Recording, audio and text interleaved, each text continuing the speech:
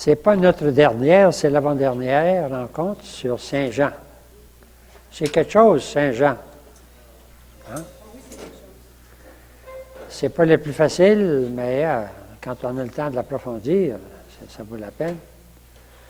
Alors, je vais repasser rapidement. La première idée, je pense que vous commencez à connaître Saint Jean. Vous savez que tout ce qui ne dit pas ce que les autres ont dit, parce qu'ils supposent qu'on le sait déjà. Saint Jean ne parle pas de la transfiguration, il ne parle pas de la tentation au désert, il ne parle pas des grands sermons sur la montagne dans Saint Matthieu, il ne parle pas de toutes les paraboles de Saint Luc, l'enfant prodigue. Il n'a pas tout appris ça. Comme je disais, bien ça, vous le savez. Je vais vous dire d'autres choses pour approfondir. Mais ensuite, il va dire des choses que les autres n'ont pas dit. Alors, je leur passe très rapidement devant vous. Très rapidement pour dire tout ce que Saint Jean dit que les autres n'ont pas dit. Correct? C'est supposé paraître sur l'écran. C'est ça? Ça va venir, ça va venir. C'est un truc. Es-tu là? Ah oui. Il faut que j'aille aux deux, alors ça tourne. C'est une roue qui tourne, ça. Bon. Le prologue, c'est unique à Saint Jean, chapitre 1. Chapitre 2, Cana. Il n'y a rien que Saint Jean qui parle de ça. Chapitre 3, Nicodème. Il n'y a rien que Saint Jean qui parle de ça. Chapitre 4, c'est quoi? Marie-Madeleine. Il n'y a rien que Saint Jean qui parle de Marie-Madeleine. Chapitre 5, le paralytique, celui-là. Ouais. Il n'y a que Saint Jean qui décrit. Chapitre 6, le grand discours sur le pain de vie. Après la multiplication des pains que les autres décrivent, le grand discours. C'est propre à Saint Jean. Chapitre 7. Ah, la fête des tentes. On vient d'entrer en fête des tentes la semaine passée. Je ne sais pas si vous avez remarqué. Et on commence la fête des tentes. Chapitre 7, 8, 9, c'est Jésus qui monte au temple. Puis là, il y a toutes les discussions avec les... Bon, c'est correct? Chapitre 10, bien, c'est un petit peu ce qu'on avait dimanche. Ça commence par... Ah, elle n'est pas là. C'est la femme adultère au début. C'est pas là, mais ensuite, c'est les discussions qui ont. Vous vous souvenez? Chapitre 9, l'aveugle-né, c'est propre à Saint-Jean. Chapitre 10, le bon pasteur. Ça ne veut pas dire qu'il n'y a pas quelque chose sur le bon pasteur dans les autres, mais le bon pasteur, c'est dans Saint-Jean. Chapitre 11, la résurrection de Lazare. Ça fait beaucoup de choses qui sont propres à Saint-Jean. Hein? Chapitre 12, l'entrée. Bien, là, c'est dit un peu, mais Saint-Jean va le développer un peu plus. L'entrée à Jérusalem, puis là, il y a tout un discours qui suit. Hein? Pour arriver au chapitre spécial, au Cénacle, 5 chapitres, 13, 14, 15, 16, 17. Ça aussi, c'est propre à Saint-Jean. Alors, vous allez au moins retenir ça, que Saint-Jean n'est pas comme les autres. Correct? Mais c'est des beaux textes, des textes qu'on connaît, mais on ne connaissait pas en entier. Je pense qu'à cette heure, on les a écoutés en entier, à peu près. Ce que nous allons voir, 2 chapitres, chapitres 18 et 19, la Passion selon Saint Jean. Alors, vous avez une présentation de cette Passion ici, un peu. Alors, jusqu'ici, nous avons vu tout ce qui est propre à Saint Jean. Tout ce qu'il dit, les autres ne le disent pas. Mais quand il arrive à la Passion, les 4 évangiles vont nous raconter la Passion de Jésus. Alors là, on a des parallèles. Les 4 évangiles peuvent être mis en parallèle. On appelle ça une synopse. Si jamais vous avez une curiosité, ce livre-là, il fait la synopse. C'est-à-dire que chaque fois que Matthieu, Marc, Luc, Jean, quand ils ont des choses semblables, c'est mis une à côté de l'autre. Vous pourrez jeter un coup d'œil tout à l'heure. C'est un livre extraordinaire qui prendrait de la patience, mais on n'a pas le temps, nous autres, de faire ça, mais je l'ai utilisé, évidemment, moi, parce qu'il était fait. Alors, c'est la synopse, c'est-à-dire que là, On peut mettre en parallèle beaucoup de choses de Saint Jean, Saint Luc, Saint Marc et Saint Matthieu pour la passion de Jésus et la résurrection. Pourquoi? Parce que c'est comme ça que l'Évangile a commencé. Le premier Évangile, la première prédication que les disciples ont racontée, c'est la mort et la résurrection du Seigneur. C'est ça qui les avait frappés. Puis ensuite, bien, ils se sont souvenus de toute sa vie, de tout ce qu'il avait raconté. L'Évangile s'est construit peu à peu, mais il s'est construit à partir de ce souvenir très fort de la mort et la résurrection du Seigneur qui venait de vivre. Donc, l'Évangile s'est écrit en rebours, on pourrait dire. Alors, c'est pour ça que les 4 évangiles nous parlent de la passion et de la résurrection. Ça va? Et puis, vous avez dans la Bible à gros caractères que j'ai apporté, c'est plus facile à lire, mais vous n'avez pas de notes. Parce qu'on pris toute la place pour avoir la Bible en gros caractères que vous avez là. Mais si vous allez dans la Bible de Tob, vous avez toujours la référence au parallèle. Prenez n'importe quel texte de Saint Jean, et puis, bien, Saint Jean, c'est moins clair, mais chaque fois que vous ouvrez un évangile, vous avez entre parenthèses les références. Alors ici, Saint Marc, ça commence. Il y a une référence à Matthieu, à Luc. Alors, il reste.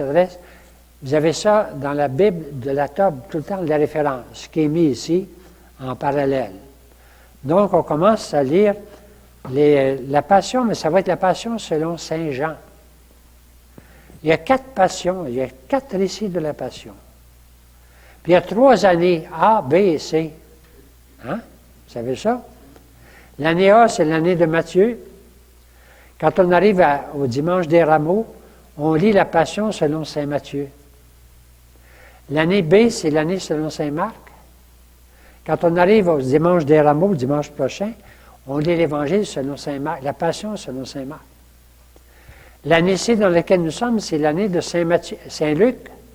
Dimanche prochain, à moins qu'il se trompe, là, on lit la passion selon Saint Luc. Est-ce que ça va? Mais chaque vendredi saint, chacune des années, A, B, C, on lit la passion selon Saint Jean. Pourquoi l'Église a fait ce choix-là pour la liturgie? Peut-être parce que c'est le plus profond, je ne sais pas. Mais chaque vendredi saint, c'est toujours la passion selon Saint Jean. Les autres années, c'est Dimanche des Rameaux, Matthieu, Marc ou Luc. Quand j'étais jeune, le lundi saint, on lisait un évangile, mardi saint, on lisait l'autre, mercredi saint, on lisait l'autre. Vous n'avez pas connu ça.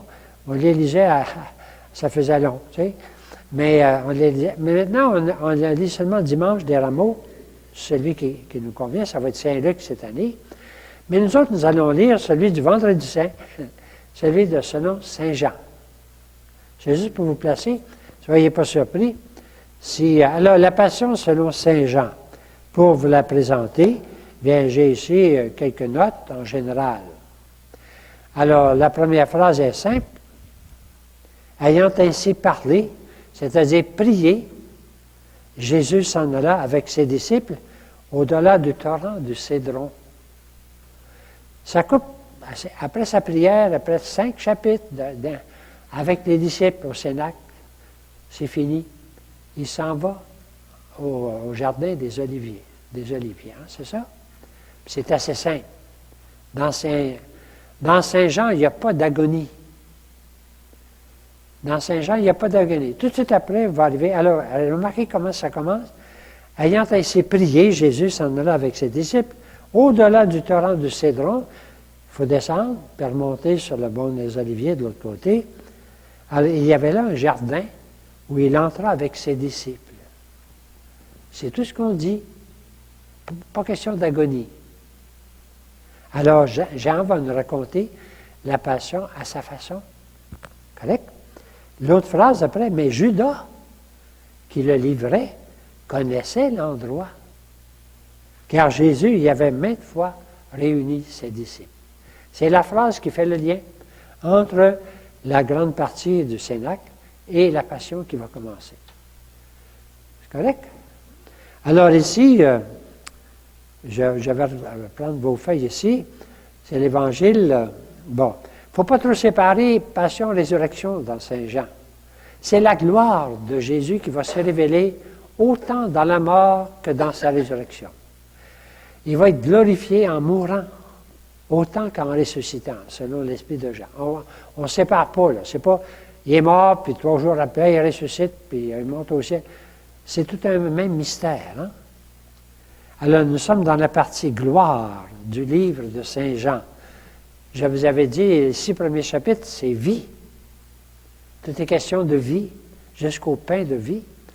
Le 2e chapitre est question d'amour, parce qu'il s'en va donner sa vie par amour. Et la 3e partie, c'est la gloire. J'avais dit ça à un moment. Bon. Alors, c'est dans les récits de la Passion que les 4 évangiles sont les plus proches, tout en étant très différents. Parce qu'ils remontent aux plus anciennes traditions sur Jésus, aux origines des évangiles. Mais chacun, quand même, va raconter la Passion de Jésus à sa façon. Marc, bien, là, il va donner la base des faits. C'est le premier qui a écrit, vers 70, correct? Luc va écrire 10 ans plus tard. C'est l'évangile de la miséricorde. Alors, il va insister sur des aspects plus miséricorde, dont le pardon du larron sur la croix, ou la parole de Jésus, Seigneur, Père, pardonnez-leur. Alors, il va raconter des choses qui vont plus dans l'esprit de son évangile. Et Matthieu, bien, c'est le juif. Matthieu, c'est un juif, il écrit pour les Juifs. Alors, il raconte la mort de Judas, et le tremblement de terre, puis l'imposture des soldats. Il raconte des choses que les Juifs de Jérusalem savaient davantage. Donc, c'est pour dire en gros, là, c'est pas important, ça. Juste pour dire que chacun va raconter à sa façon. Bon. Alors, Jean, je vais ouvrir la lumière. Correct? Pour que vous me voyiez, hein. Ça va? Alors, Jean va présenter la Passion selon sa vision à lui. Ce qu'on a vu depuis le début. Et selon son langage aussi. J'ai marqué l'ironie, les Juifs qui se condamnent eux-mêmes. Tu sais, de façon ironique, on pourrait dire, mais c'est triste quand même. En utilisant des symboles, l'eau, le sang, le cœur, pas le cœur, la poitrine percée de Jésus. Mais ils viennent me rendre compte que ce n'est pas le cœur, nécessairement. Hein? Bon. Alors, où il y a allusion, le baptême, l'Eucharistie, la tunique, qui est d'une seule pièce, et puis même Jean qui représente au pied de la croix l'Église. Donc, il y a plus de symboles dans Saint Jean. Bon, en tout cas, il y a des symboles. Et en fidélité à la parole qu'il cite comme accomplissement. Alors, le mot qui revient tout le temps dans Saint Jean, c'est pas propre à Saint Jean, mais on le voit aussi dans c'est s'accomplir. Jésus s'en vient accomplir. Il va accomplir la volonté de Dieu. Il va accomplir tout ce qui était prévu de lui. Alors, accomplissant en Jésus, toute la parole de Dieu, toutes les promesses vont s'accomplir en Jésus. Et bien, j'ai résumé un petit peu ensuite, fidèle à l'image de Jésus dans tout son évangile. Comment Jésus s'est présenté dans l'évangile? Alors, c'est un homme libre. Jésus va entrer librement dans sa passion. On dit à la messe, puis on dit vite. Je ne sais pas si vous remarquez. Au moment d'entrer librement dans sa passion, ça c'est Saint Jean plus que les autres. Les autres, on dirait, bien c'est triste, mais Saint Jean va monter davantage. Et au moment d'entrer librement dans sa passion, Jésus prend du pain. Bon, et l'Eucharistie, là, bon, c'est pas Saint Jean, ça, mais le libre, oui. C'est un homme libre. Nul ne m'enlève la vie, comme il dit au chapitre 10. Hein? C'est moi qui la donne. Et sachant tout ce qu'il y avait lui arriver. On va le voir tout à l'heure, sachant tout ce qu'il y allait lui arriver. Jésus, il est libre, il va donner sa vie librement par amour. C'est l'image que Saint Jean nous présente et qu'il va présenter jusqu'à la fin. Accomplissant la volonté du Père, glorifié jusque dans sa mort, à un moment, il va dire, est-ce que je vais demander au Père de me libérer? Non. Père, glorifie ton nom. Et là, il va avoir une voix qui va dire, je l'ai glorifié, puis je le glorifierai encore. C'est le temps de la gloire. Maître de tout. Il va se permettre de parler à Pilate, puis à même à Anne, il va se permettre de dire des vérités. On ne voit pas ça facilement d'un condamné à mort, là, tu sais, mais c'est l'homme libre. Hein? Alors, maître prenant la parole, surtout dans le grand dialogue avec Pilate. Et le mot qui revient souvent dans Saint Jean, davantage, c'est le mot roi. C'est un roi. Es-tu un roi, vous dit Pilate? Je suis un roi, mais pas de cette terre. Si j'étais un roi ici, mes armées seraient mieux pour me défendre. Je suis un roi, mais pas de cette terre. Et là, Pilate va prendre peur. Tu es roi. Et puis, Saint Jean va faire dire aux Juifs une bêtise. On n'a pas d'autre roi que l'empereur. Écoute, que les Juifs disent ça. Il a fait dire une bêtise, finalement. Et Jésus va être présenté, voici votre roi. Et sur la croix, ça va être écrit, Jésus, roi des Juifs. Alors, c'est à la fois dit par des gens qui ne savent pas ce qu'ils disent, mais c'est la vérité. Jésus est présenté dans sa majesté, on pourrait dire, sa majesté royale. C'est l'image qu'on va avoir de Jésus dans la Passion selon Saint Jean. Bon, je prends quelques explications dans les auteurs. Son récit est le fruit d'une longue contemplation du mystère de Jésus, comme tout son évangile. Il va au plus profond parce qu'il a contemplé, c'est le dernier, ça fait 50 ans que Jésus est mort, et puis Saint Jean qui est allé... Alors, c'est le fruit de sa contemplation. On peut dire ça de tout son évangile. Et Jean nous met devant moi j'appelle ça le grand paradoxe de la foi. C'est moi qui le dis, mais il y en a d'autres qui le disent. Jésus qui est à la fois maître et condamné. C'est le grand paradoxe de la foi. On peut lire les autres évangiles, puis pauvre, lui, il est emporté, c'est terrible, les souffrances qu'il va souffrir. Puis Saint Jean nous dit en même temps, lui, c'est lui qui est maître. Puis en même temps, c'est lui qui souffre. On appelle ça le paradoxe d'un mystère. Jésus aurait pu s'en sortir. On dit oui, mais il ne l'a pas voulu. Alors c'est lui qui mène. Puis en même temps, c'est lui qui est mené. C'est ça qu'on appelle le paradoxe de la foi. Et c'est en enfin une heure décisive de la révélation pleine et ultime de Jésus, l'heure de la lumière. La passion, c'est la lumière. La lumière dans Saint Jean. Ça va pour ça? Je peux continuer à lire? C'est pas vous mettre, on va l'écouter, hein? Mais pour l'écouter, je connais que c'est dans l'atmosphère générale de son évangile, bien, c'est plein de dignité, de paix et de liberté. Beaucoup plus que dans les autres. C'est sa façon de raconter la passion. Plein de dignité, de paix et de liberté. Alors, il y a des choses qu'il ne dira pas. Il ne dira pas. Il n'insistera pas sur les choses. Mais ce qu'il va dire, ça va être plein de dignité. C'est Dieu, c'est Jésus qui mène. C'est lui qui donne sa vie. Alors, d'où les choix que fait Saint Jean. Ce qu'il ne dit pas, mais il y a des équivalents. Il vient de donner la grande prière de Jésus. Hein? Alors, il n'est pas pour mettre le psaume « Mon Dieu, pourquoi m'as-tu abandonné ?» C'est un psaume. Il n'en fait pas mention. Il vient de monter Jésus qui vient de prier. Là. Il ne dira pas non plus l'agonie. Hein? Parce qu'il le dit d'une façon équivalente. Est-ce que je vais demander à mon Père de me... Alors, mon âme est troublée. Il le dit ailleurs. Donc, il n'insiste pas sur ces aspects-là. Et ce qu'il laisse tomber, tout détail infamant, trop infamant, je dirais, qui ternirait la majesté de la scène de la croix. Les insultes au pied de la croix, là, il ne les dit pas, lui. Hein? Les insultes de celui qui est crucifié, là, qu'on voit dans Saint-Luc, dans Saint-Matthieu. Et alors, il y a des aspects qu'il laisse tomber, parce que pour lui, c'est la dignité, la majesté royale de Jésus, la gloire de Jésus. Et ce qu'il choisit de dire en propre, d'abord sa maîtrise, alors tout de suite après, ce qui est écrit ici, Judas le savait, puis lui aussi il le sait, Jésus, sachant. Hein? Alors, qu'est-ce qui arrive? Bien, Jésus, sachant tout ce qui lui avait arrivé, c'est lui qui s'avance quand les soldats arrivent.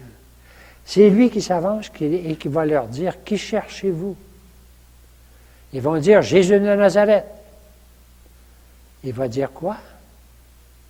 « Eimi ». En grec, ça veut dire « Je suis ». La parole la plus forte dans la Bible de Yahvé, « Je suis ». C'est Yahvé qui dit « Je suis ». Et quand Jésus dit « Je suis », il va dire « C'est moi ». C'est la façon de dire. Et tout le monde va tomber à terre. Les soldats vont tous tomber à terre. C'est juste un signe de majesté que c'est lui qui mène. C'est lui qui dit « Qui cherchez-vous » Alors il va leur demander en une deuxième fois « Qui cherchez-vous » C'est moi. Alors il va dire donc « Laissez partir les autres. Laissez partir mes disciples. » C'est lui qui mène. On voit tout de suite, c'est lui qui choisit sa maîtrise au moment de l'arrestation. Est-ce que ça va? Il protège ses disciples. Il accepte d'accomplir la volonté de son Père. Saint-Pierre, qui est toujours maladroit, alors qui coupe l'oreille de Malchus, et puis Saint Jean dit, remets ton épée, est-ce que je vais refuser de boire la coupe comme m'offre mon Père? C'est lui qui décide. Vous voyez l'esprit de la passion selon Saint Jean. Bon, sa réponse au grand prêtre, le long dialogue avec Pilate. Et puis, ensuite, bien, il va porter lui-même sa croix. Il n'est pas question de Simon de Cyrène dans Saint Jean. C'est lui qui porte sa croix. Et les paroles à sa mère sur la croix, femme, voici ton fils, fils, voici ta mère. Alors, c'est lui qui... Et puis, sa dernière parole, c'est « Tout est accompli ». Tout est accompli. Puis il baisse la tête, puis il meurt. Alors, toute cette dignité, en même temps, c'est la gloire de Jésus qui s'offre dans cette... Et le coup de lance, qui est spécial, je l'ai souligné, les aspects particulièrement spéciaux, là. D'abord, la parole à sa mère, et puis le coup de lance. Il est mort déjà. Mais il est écrit qu'on ne brisera pas ses os. Donc, il brisera. Mais il va avoir tout à coup un coup de lance. Et puis, il va sortir de l'eau et du sang. Et pour Saint Jean, c'est des symboles. Les grands symboles des sacrements, le baptême et l'Eucharistie. Alors, c'est un peu vous présenter l'Évangile selon Saint Jean que vous allez écouter le vendredi saint. Alors, vous pouvez souligner les mots importants. Alors, moi, ce que je vous ai donné à les pages suivantes, c'est les 2 chapitres. J'espère que vous trouvez au moins le temps de le lire un moment, mais on va l'écouter à soir. Tout ce qui est en italique est propre à Saint Jean. C'est pour ça que je me suis donné la peine de vous le donner. J'ai mis en italique, j'espère qu'il y a peut-être des erreurs là-dedans, mais j'ai mis en italique ce qui est propre à Saint Jean. Correct? Alors, on va le lire ensemble. Vous allez le... Bon. Vous pouvez remarquer les mots royaume, royauté, accomplir, des mots qui reviennent. Hein? Vous pouvez les souligner, ces mots-là. Et puis, remarquez les citations, parce que Jésus s'en vient accomplir. Puis il sait aussi, je n'ai perdu aucun de ceux que tu m'as donnés. Et Jésus signifiait le genre de mort qu'il allait... Alors, Jésus, il le sait. Et remarquez, bon, pour terminer, quand on lit l'Évangile selon Saint Jean, le très long, ce qui est le plus long, c'est le grand procès devant Pilate. Il n'y a pas de procès pratiquement devant le Sanhédrin dans Saint Jean. Mais celui devant Pilate est très développé. Et puis Pilate, fin, pas fin, je ne sais pas, mais il va sortir 4 fois. Vous remarquez les 4 sorties de Saint. Il va rencontrer la foule, parce que les Juifs ne veulent pas rentrer ils veulent pas, il faut qu'ils vivent le sabbat, là. Ils ne ne veulent pas entrer dans le prétoire païen pour pas ça. Alors, c'est Pilate qui va sortir. Puis il va leur demander, qu'est-ce que vous avez contre lui? Puis ensuite, il va venir dire, j'ai rien contre lui. Puis ensuite, il va leur présenter Jésus. Voici là. Alors, les 4 sorties de Pilate, c'est un peu, on peut dire, la structure de cette partie principale de l'Évangile selon Saint Jean. Bon, on va le lire à l'écran d'abord rapidement, avant de l'écouter. Correct? Vous me suivez à l'écran? C'est une façon de... Alors, Jésus, sachant tout ce qui allait lui arriver, s'avança, c'est lui qui s'avance. Qui cherchez-vous? C'est moi, je le suis. Ils reculèrent et tombèrent à terre. Bon, il y a une image de 2. C'est Saint-Pierre qui sort son épée pour couper l'oreille de Malchus. Bon, vous connaissez l'histoire, hein? Vous savez qu'est-ce que c'est qu'un Malchus? Moi, je dis ça en passant, vraiment, c'est peut-être pas l'atmosphère pour dire ça. On a des confessionnaux qui s'ouvrent ces 2 barres. On a des confessionnaux qui s'ouvrent avec 5 barres. On appelle ça des Malchus. Parce qu'il y a un canari. Franchement, c'est dans le langage des prêtres, ça. Bon. Jésus dit à Pierre, remets ton épée au fourreau. La coupe que m'a donnée le Père, vais-je refuser de la boire? Ça donne tout l'esprit, hein? Bon, alors, l'arrestation, ensuite, ils se saisirent de Jésus et le ligotèrent.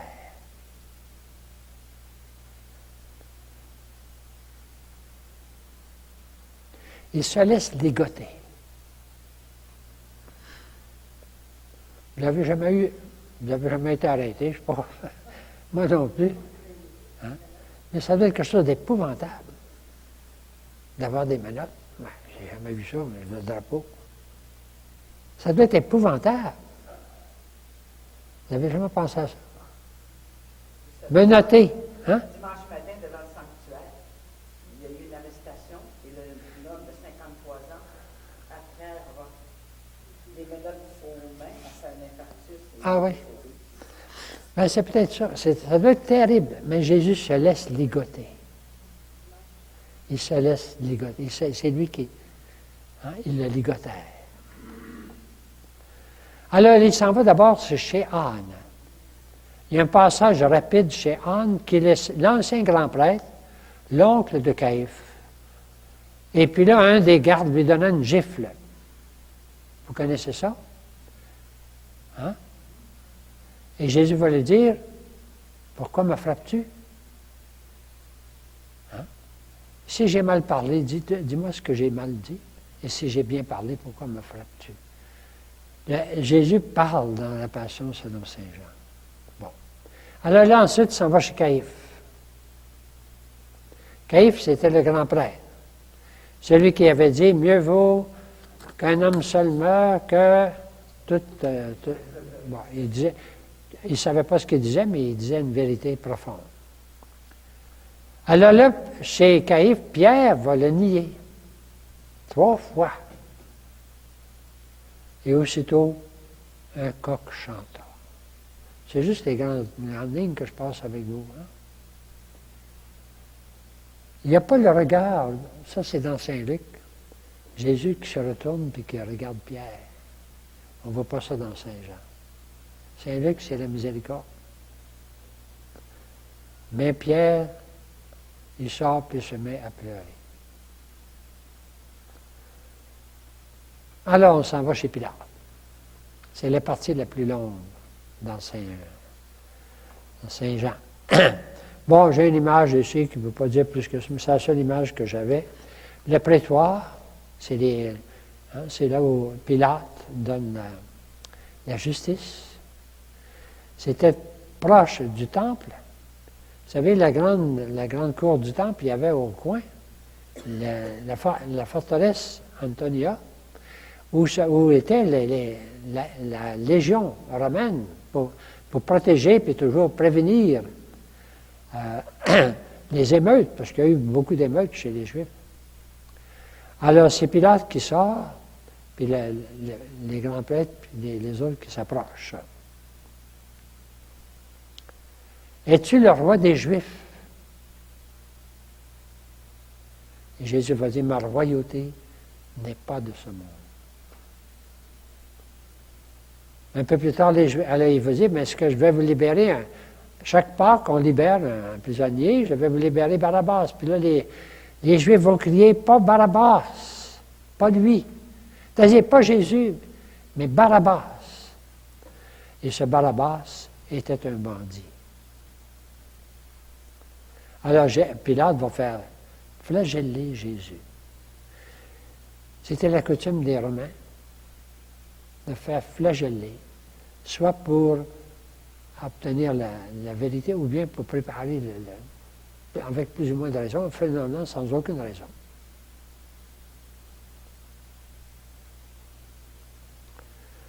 Alors, les soldats vont lui tresser une couronne d'épines et lui mirent sur la tête. Ils jetèrent sur lui un manteau de pourpre. Ils s'approchaient et disaient, « Salut, le roi des Juifs. » Le mot « roi » est toujours là. Ils ne savent pas ce qu'ils disent. Ils ne savent pas ce qu'ils disent. Mais c'est vrai. Alors Pilate va sortir, va dire, « Voici l'homme. » Il leur présente Jésus couronné, avec venant d'être flagellé, « Voici l'homme. » C'est lui qui leur présente. Et là, on va crier encore plus cher, plus fort, « Crucifie-le, crucifie-le. » Ils se mettent à crier, « Crucifie-le. » Parce qu'il s'est fait Fils de Dieu. On vient de voir ça dans les autres chapitres précédents de Saint Jean. Tu te dis Fils de Dieu. Je ne sais pas si c'est l'évangile d'aujourd'hui ou d'hier. Tu te dis Fils de Dieu. C'est ce qu'on va lui reprocher, d'avoir parlé de son Père et d'avoir s'être fait égal au Père. Crucifie-le parce qu'il s'est fait Fils de Dieu, ou qu'il s'est dit Fils de Dieu. Alors Pilate, tout inquiet, d'où es-tu? Il est inquiet parce que c'est un roi. Il est inquiet parce que... D'où es-tu? Alors, il sort une autre fois, puis il rentre. J'ai pouvoir de te relâcher, pouvoir de te crucifier, pourquoi est-ce que tu ne me parles pas? Et Jésus va lui dire, tu n'aurais aucun pouvoir sur moi si tu ne l'avais reçu d'en haut. Pilate n'a rien compris. Il souffrit sa passion sous Ponce Pilate. On dit ça depuis 2000 ans. Alors Pilate amena Jésus dehors. C'est la dernière fois. Il l'a fait asseoir sur une estrade au milieu du Gabata. Et Pilate dit aux Juifs, « Voici votre roi. » Et il va crier encore plus fort, « À mort, crucifie-le. » Vais-je crucifier votre roi? Et là, Saint Jean leur fait dire une bêtise, nous n'avons d'autre roi que l'empereur. S'il y a quelqu'un qui ne voulait pas avoir un roi, c'est bien les Juifs. Il les amène à dire ça. Alors, il leur livra Jésus pour qu'il soit crucifié. Ils se saisirent de Jésus. En gros, là, j'ai mis les principales lignes. C'est bon? C'est la passion selon Saint Jean. Et lui-même portant sa croix. Si on regarde c'est pour ça que je regardais souvent dans la synopse, c'est propre à Saint Jean. Lui-même portant sa croix. C'est le chemin de croix de Jésus. C'est lui qui porte sa croix. C'est tout un long chemin de croix. Jésus sortit en direction du lieu dit le crâne au calvaire ou en hébreu Golgotha. Saint Jean nous explique le mot Golgotha. Qu'est-ce que ça veut dire? Crâne calvaire, bon, à cause de la forme. Bon. Alors c'est le chemin de croix de Jésus. Il y avait plusieurs images sur Jésus portant lui-même sa croix. Parce que le chemin de croix, c'est plus qu'une phrase. Et c'est là qu'il le crucifiait. C'est assez bref, mais c'est plein de dignité quand même. C'est là qu'il le crucifiait. Et deux autres avec lui. Et Jésus au milieu. C'est pas propre à Saint Jean, ça. Qui est à 3-2. Mais Pilate avait rédigé un écriteau où il était écrit Jésus le Nazaréen, roi des Juifs. On dit I-N-R-I. Jésus le Nazaréen, roi des Juifs. C'est écrit en hébreu, en grec et en latin. Tout le monde pouvait lire ça.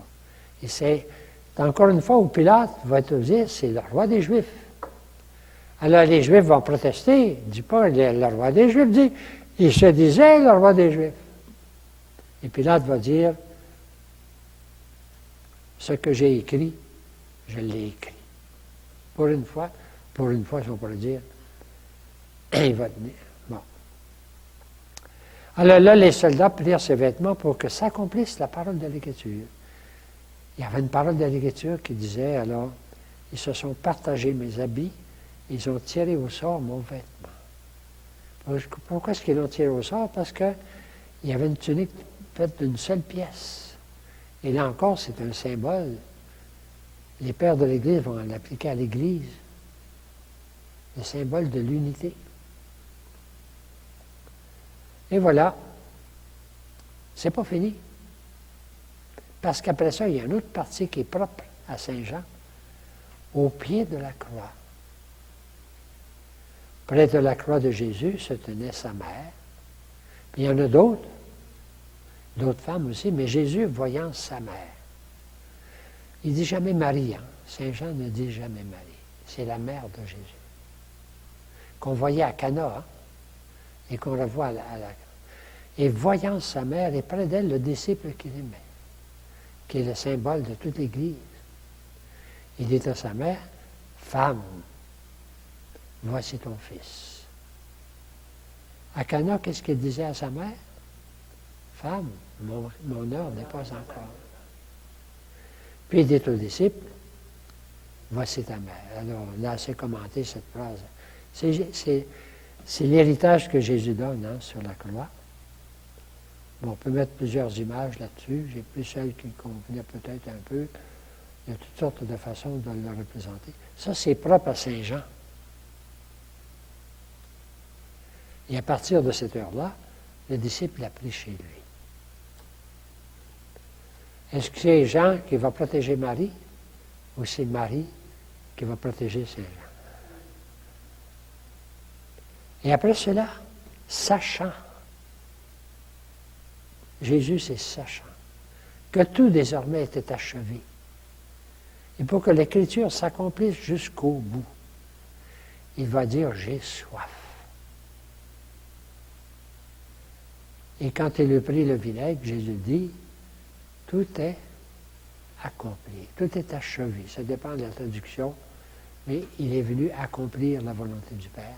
C'est comme ça qu'il va terminer, et baissant la tête, inclinant la tête, il remit l'esprit.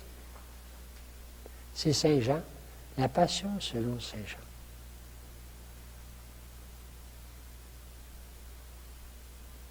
Le coup de lance. En autre, mais une autre partie tout à fait spéciale de Saint Jean, le coup de lance. Un des soldats lui perça le côté. On disait souvent le cœur, mais c'est marqué le côté.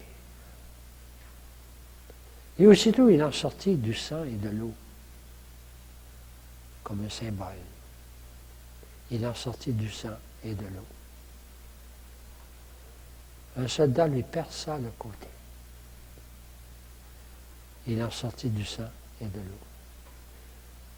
Comme on dit, les pères de l'Église ont beaucoup médité là-dessus en disant que c'était les deux sacrements fondamentaux, le baptême et l'Eucharistie.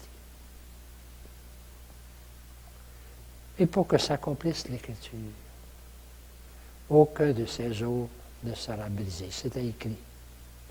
C'est toujours pour que s'accomplisse l'Écriture et pour que tout s'accomplisse et que Jésus accomplisse la volonté du Père. Un autre passage dit, ils lèveront les yeux vers celui qu'ils ont transpercé. Saint Jean rapporte des paroles de l'Ancien Testament qu'on ne pouvait pas comprendre trop, mais lui, il les applique qu'à ça. Et finalement, le tombeau, il y avait un jardin et un tombeau neuf. C'est là qu'ils déposèrent Jésus. C'est là qu'ils déposèrent Jésus. Alors, on va l'écouter. Lorsqu'il eut dit ces choses, Jésus alla avec ses disciples de l'autre côté du torrent du Cédron, où se trouvait un jardin dans lequel il entra, lui et ses disciples. Judas, qui le livrait, connaissait ce lieu parce que Jésus et ses disciples s'y étaient souvent réunis.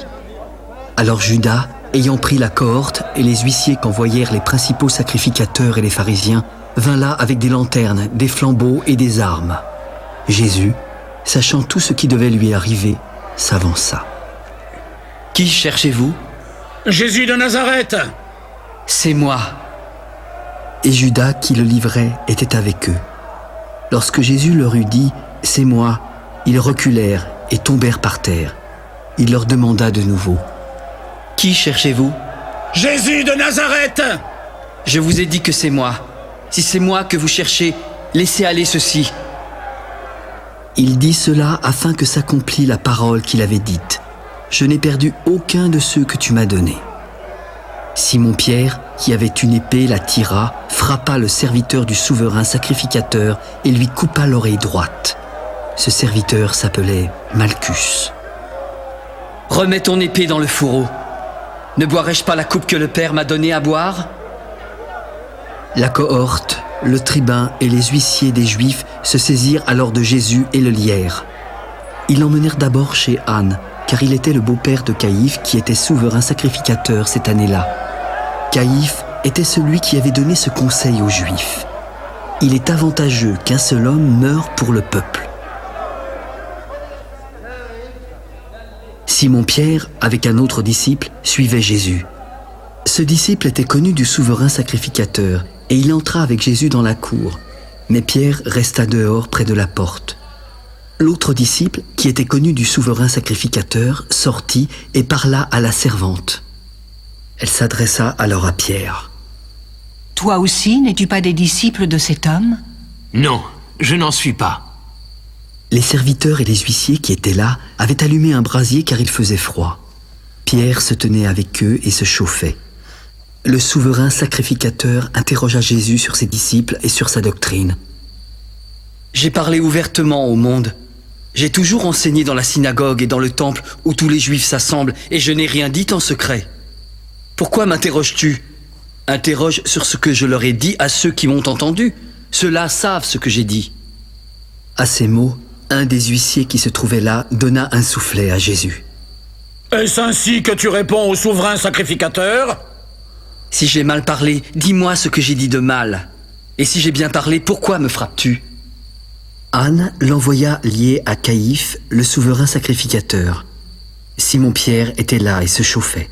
« Toi aussi, n'es-tu pas de ses disciples ?»« Non, non, je n'en suis pas. » Un des serviteurs du souverain sacrificateur, parent de celui à qui Pierre avait coupé l'oreille, lui dit « Ne t'ai-je pas vu avec lui dans le jardin ?»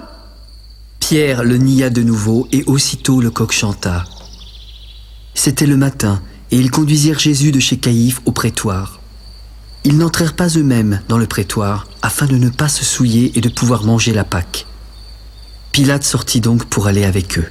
« Quelle accusation portez-vous contre cet homme ?»« Si ce n'était pas un malfaiteur, nous ne te l'aurions pas livré. »« Prenez-le vous-même et jugez-le selon votre loi. » « Il ne nous est pas permis de mettre personne à mort. » C'était afin que s'accomplît la parole que Jésus avait dite, lorsqu'il indiqua de quelle mort il devait mourir. « Jésus, es-tu le roi des Juifs ?» Est-ce de toi-même que tu dis cela, ou d'autres te l'ont-ils dit de moi? Moi, suis-je juif? Ta nation et les principaux sacrificateurs t'ont livré à moi. Qu'as-tu donc fait? Mon royaume n'est pas de ce monde. Si mon royaume était de ce monde, mes serviteurs auraient combattu pour moi, afin que je ne fusse pas livré aux Juifs. Mais maintenant mon royaume n'est point d'ici-bas. Ainsi tu es roi. Tu le dis, je suis roi. Je suis né et je suis venu dans le monde pour rendre témoignage à la vérité. Quiconque est de la vérité écoute ma voix. Qu'est-ce que la vérité? Après avoir dit cela, il sortit de nouveau pour aller vers les Juifs. Je ne trouve en lui aucun crime. Mais comme c'est parmi vous une coutume que je vous relâche quelqu'un à la fête de Pâques, voulez-vous que je vous relâche le roi des Juifs? Alors de nouveau tous s'écrièrent, non, pas lui, mais Barabbas. Or, Barabbas était un brigand. Alors Pilate prit Jésus et le fit battre de verges. Les soldats tressèrent une couronne d'épines qu'ils posèrent sur sa tête et ils le revêtirent d'un manteau de pourpre. Puis, s'approchant de lui, en lui donnant des soufflets, « Salut, roi des Juifs !» Pilate sortit de nouveau. « Voici, je vous l'amène dehors afin que vous sachiez que je ne trouve en lui aucun crime. » Jésus sortit en portant la couronne d'épines et le manteau de pourpre. Et Pilate leur dit, « Voici l'homme !» Lorsque les principaux sacrificateurs et les huissiers le virent, ils s'écrièrent, « Crucifie-le! Crucifie-le !» Prenez-le vous-même et crucifiez-le, car moi je ne trouve point de crime en lui. Nous avons une loi, et selon notre loi, il doit mourir parce qu'il s'est fait fils de Dieu. Quand Pilate entendit cette parole, sa frayeur augmenta. Il entra dans le prétoire et questionna Jésus. « D'où es-tu? Pourquoi ne me parles-tu pas? Ne sais-tu pas que j'ai le pouvoir de te crucifier et que j'ai le pouvoir de te relâcher? » Tu n'aurais sur moi aucun pouvoir s'il ne t'avait été donné d'en haut. C'est pourquoi celui qui me livre à toi commet un plus grand péché. Dès ce moment, Pilate cherchait à le relâcher. Mais les Juifs criaient, « Si tu le relâches, tu n'es pas un ami de César, car quiconque se fait roi se déclare contre César. » Pilate, ayant entendu ces paroles, amena Jésus dehors. Jésus s'assit sur le tribunal au lieu appelé du pavé, en hébreu Gabata. C'était la préparation de la Pâque et environ la 6e heure. Pilate s'adressa aux Juifs. « Voici votre roi. » « Crucifie-le! Crucifie-le !»« Pourquoi crucifierais-je votre roi? » ?»« Nous n'avons de roi que César !» Alors il le leur livra pour être crucifié. Ils prirent donc Jésus et l'emmenèrent. Jésus, portant sa croix, arriva au lieu dit du crâne, qui se nomme en hébreu Golgotha. C'est là qu'il fut crucifié et 2 autres avec lui, un de chaque côté et Jésus au milieu. Pilate fit une inscription qu'il plaça sur la croix et qui était ainsi conçue. Jésus de Nazareth, roi des Juifs. Le lieu où Jésus fut crucifié était près de la ville et beaucoup de Juifs lurent cette inscription. Elle était en hébreu, en grec et en latin.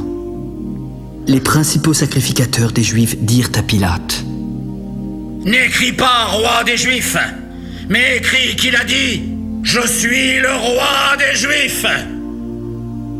Ce que j'ai écrit, je l'ai écrit. Les soldats, après avoir crucifié Jésus, prirent ses vêtements.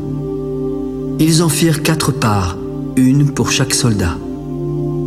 Ils prirent aussi sa tunique qui était sans couture, d'un seul tissu depuis le haut jusqu'en bas, et ils se dirent entre eux, « Ne la déchirons pas, mais tirons au sort à qui elle sera. » Cela arriva afin que s'accomplisse cette parole de l'Écriture. Ils se sont partagés mes vêtements, et ils ont tiré au sort ma tunique. Près de la croix de Jésus se tenaient sa mère et la sœur de sa mère, Marie, femme de Clopas, et Marie de Magdala. Jésus, voyant sa mère et auprès d'elle le disciple qu'il aimait, lui dit, « Femme, voilà ton fils. » Puis il dit au disciple, « Voilà ta mère. » Et dès ce moment, le disciple l'a recueilli chez lui. Puis Jésus, qui savait que tout était déjà consommé, dit afin que l'écriture fût accomplie, « J'ai soif ». Il y avait là un vase plein de vinaigre. Les soldats en remplirent une éponge et l'ayant fixée à une branche d'hysope, ils l'approchèrent de sa bouche. Quand Jésus eut pris le vinaigre, il dit « Tout est accompli ». Et, baissant la tête, il rendit l'esprit. Dans la crainte que les corps ne restassent sur la croix pendant le sabbat, car c'était la préparation et ce jour de sabbat était un grand jour, les Juifs demandèrent à Pilate qu'on rompît les jambes aux crucifiés et qu'on les enlevât. Les soldats vinrent donc et rompirent les jambes au premier, puis à l'autre qui avait été crucifié avec lui. S'étant approchés de Jésus et le voyant déjà mort, ils ne lui rompirent pas les jambes, mais un des soldats lui perça le côté avec une lance, et aussitôt il sortit de son corps du sang et de l'eau. Celui qui l'a vu en a rendu témoignage, et son témoignage est vrai. Il sait qu'il dit vrai afin que vous croyiez aussi. Ces choses sont arrivées afin que l'écriture fût accomplie. Aucun de ces os ne sera brisé. Et ailleurs, l'écriture dit encore, « Ils verront celui qu'ils ont percé ». Après cela, Joseph d'Arimathée, qui était disciple de Jésus, demanda en secret, par crainte des Juifs, à Pilate la permission de prendre le corps de Jésus. Pilate l'ayant permis, il vint et prit le corps. Nicodème, qui auparavant était allé de nuit vers Jésus, vint aussi apportant un mélange d'environ 100 livres de myrrhe et d'aloès. Ils prirent donc le corps de Jésus et l'enveloppèrent de bandes avec les aromates, comme c'est la coutume d'ensevelir chez les Juifs. Il y avait un jardin dans le lieu où Jésus avait été crucifié, et dans ce jardin, un sépulcre neuf où personne encore n'avait été mis. Ce fut là qu'ils déposèrent Jésus, à cause de la préparation des Juifs et parce que le sépulcre était proche.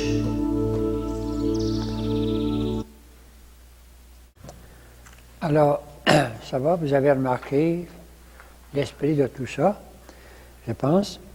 Mais devant cette image, je vous propose un chant. C'est encore de Patrick Richard. Un petit peu comme « Père, tu es Père » nous faisait entrer dans la prière de Jésus. Eh bien, je pense, mais c'est une parole qui ne vient pas de Saint Jean, elle vient de Saint Luc. Entre tes mains, je remets mon esprit.